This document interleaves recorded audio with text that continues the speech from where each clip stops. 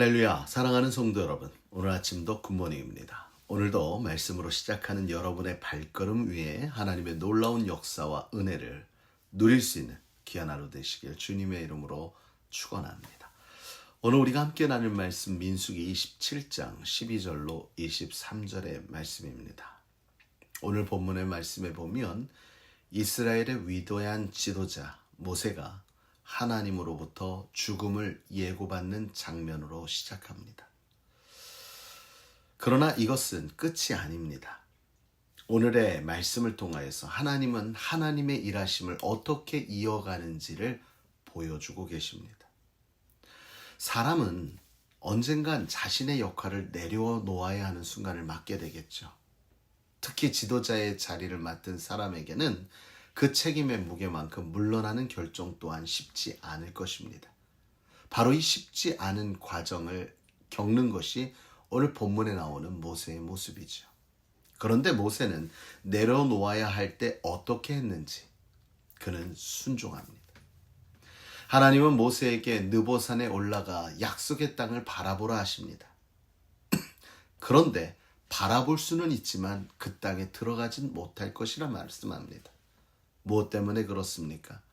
무리바 물 사건에서 모세는 하나님의 말씀에 순종함이 아닌 분노함을 드러내어 거룩함을 드러내지 못했습니다.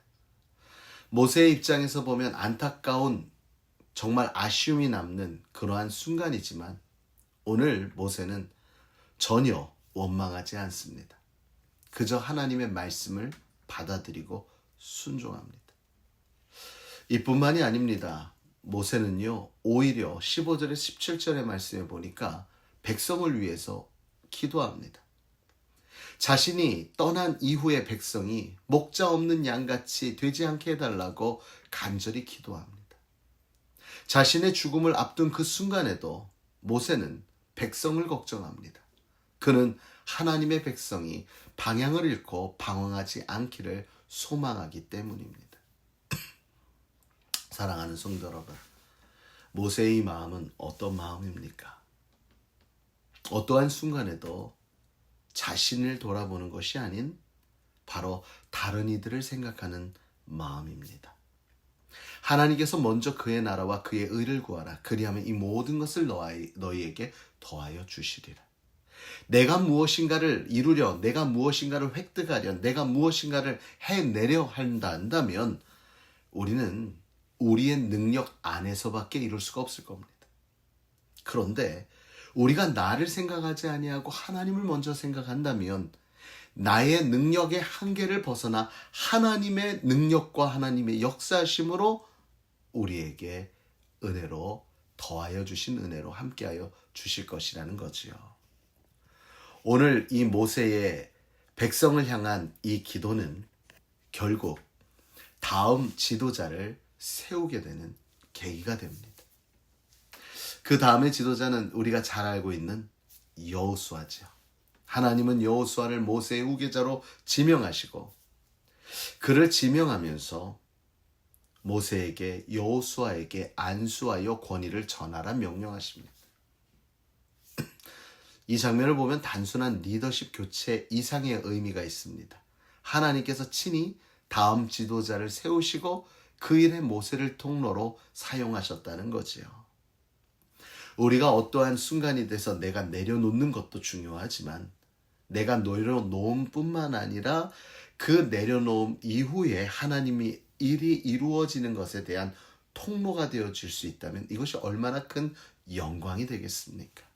사랑하는 성도 여러분, 하나님의 일은 사람에 의해 시작되고 이루어지나 절대 사람에 의해서 멈춰지는 것이 아니라 하나님의 계획은, 하나님의 일하심은 계속됩니다.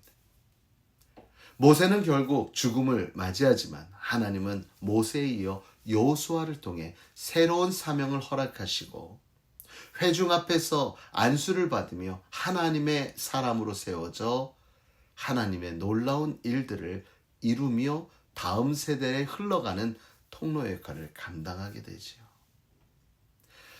사랑하는 성도 여러분, 하나님은 변하지 않으십니다. 그러므로 하나님의 일도 멈추지 않습니다.